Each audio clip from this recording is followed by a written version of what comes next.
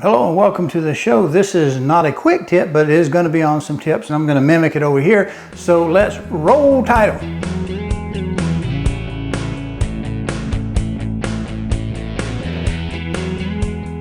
Now that we got that done, what I'm going to do over here is mimic some of the things here to give you a couple of tips that might help dealing with putting tile, both in gluing them down, the setting of them, and the grouting of the set tiles on the wall. The first piece of advice I would say, first tip, is work small. This is not a race. A contractor puts in thousands of these things a year or over 10-year period. They're going to be a lot quicker. It's not a race.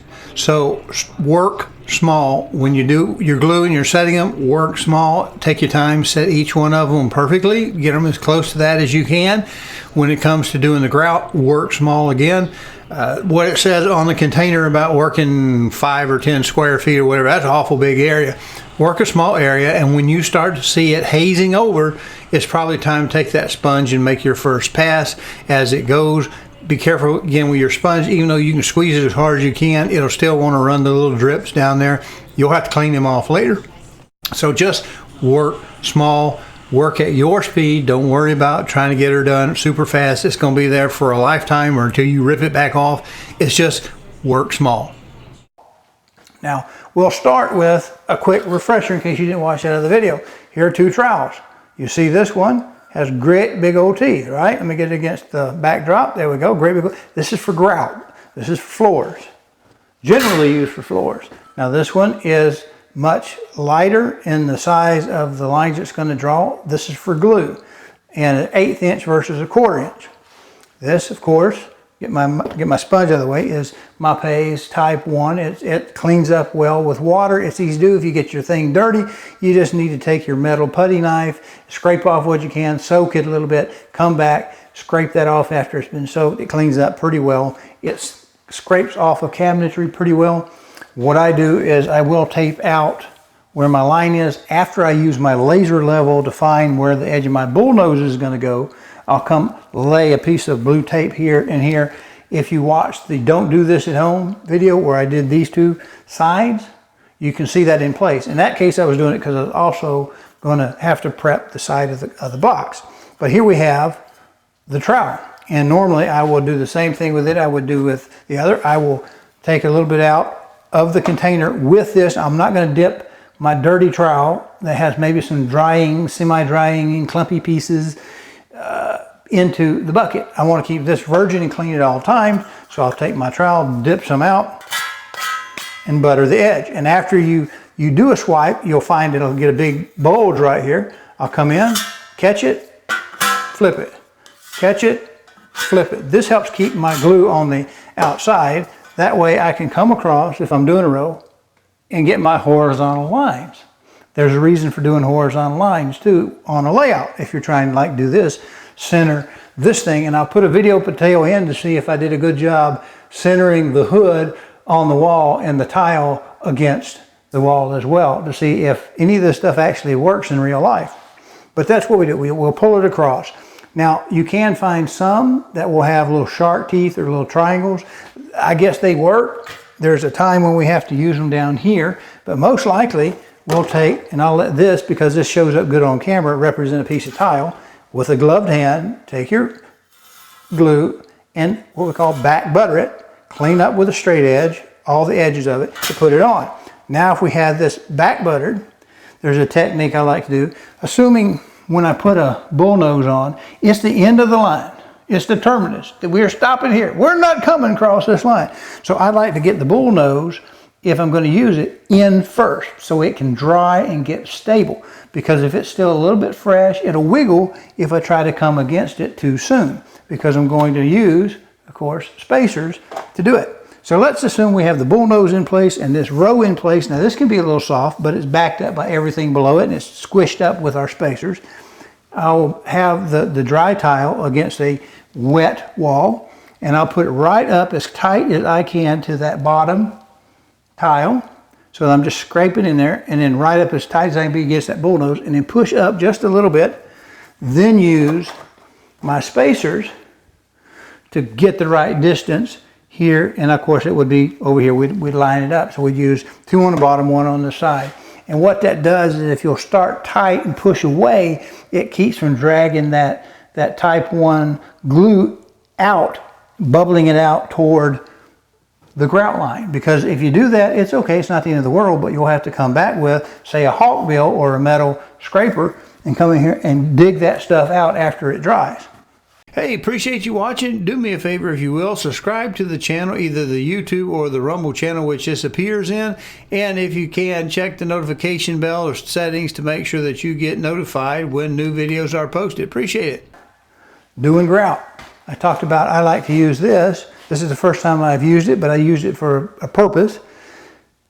I'm older and I'm slower, and I can't get this like I used to. So rather than having a mix bucket that I have to constantly mix up a new batch, get it right, clean it out, fight it getting hard, I use this pre-mix. It's already color coordinated. I pull my tag off and I put it over in with my dishwasher and my other equipment, so I know what color and specific sequence I used in this job. But I kept that, and I can go in here, flip the top open, do the same thing when I'm doing my grout. This is a float. We talked about that. This is a squishy one. It works pretty well. I don't have my squirt bottle, but normally I'd squirt bottle it to keep this surface so it actually slides better. You can use a sponge, a damp sponge, but you don't want it to get wet. And these things are notorious for putting more water on the wall than you think's even in that sponge. It's like it's the rock in the desert that it's split, and water just coming up out of the crack. So what we'll do, same basic idea. We don't want our grout constantly falling down on our drop cloth. So I'll dig some out, and if I'm doing a big line, I'll dig it out, put it on the edge, and I want it kind of leaning a little bit forward so that when I put it in here, I'm going to come as close to an angle as I can get with a square tile. I mean, with some of these tiles that are around, it's not really easy to find an attack angle, but with subway tiles, we have some diagonals. We can bring it up here and come across and then take it and push it back up, and it works better to push up because anything that wants to fall down, you're going to catch and keep from wasting that and scrape it up, because you'll be tempted to take a scraper and try to reuse that. And you might do that on the first couple of drops, but pretty quick it starts to get hard and it makes it difficult. And you also don't want to, if you're reusing that same drop cloth, you don't want to snag up and put pieces of glue that may have fallen off that now have finally, after you've brushed it off, come loose. So it's not a good practice to do that. And that's why I like to either butter the edge. If I'm just doing 1 or 2, I can maybe come up like that and get that edge done. So don't work too big of an area. And Mapei says do circular motions, which is probably not bad, but to do that, you'll need your mister bottle to kind of mist it just a little bit. And when you do, it's going to get all over the surface of your tile. So you'll want to take this and clean anything you get off, throw it down in a spot, get it cleaned off, throw it down in a spot, and while it's drying, not 100% dry, come back in with a blue scratchy pad and clean those lines up, because they'll clean up a lot nicer and give a lot sharper line if you'll do that. Then if you need to, you can come back in with your sponge, and clean that off. And I've never seen it.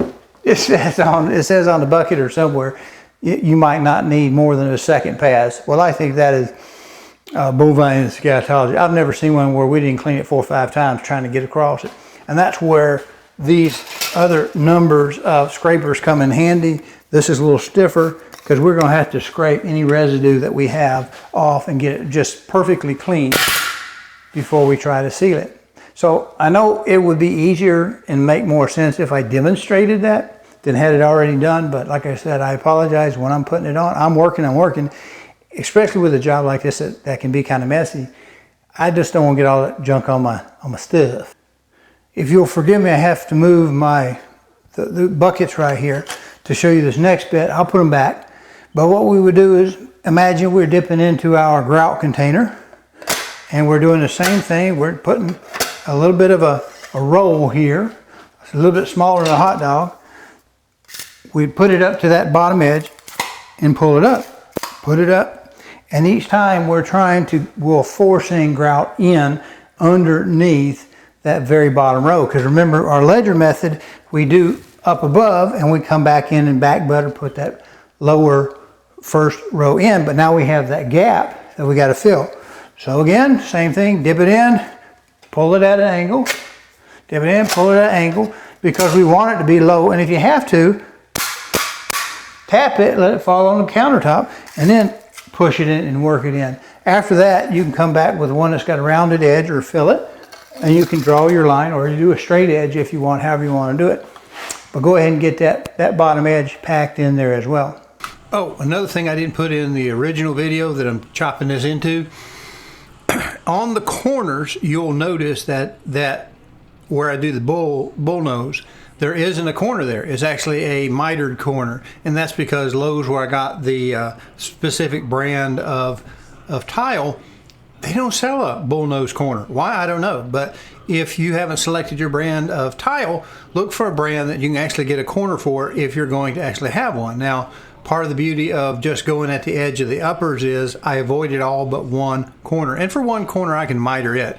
It just made it easier for me to pick the commodity up, which is really all subway tiles are. 3x6 subway tiles are commodity. You can get them anywhere. You just don't want to mix brands because the glazing can be off a little bit and they look a little different. I hope this helps. I hope this is worth watching, and thank you.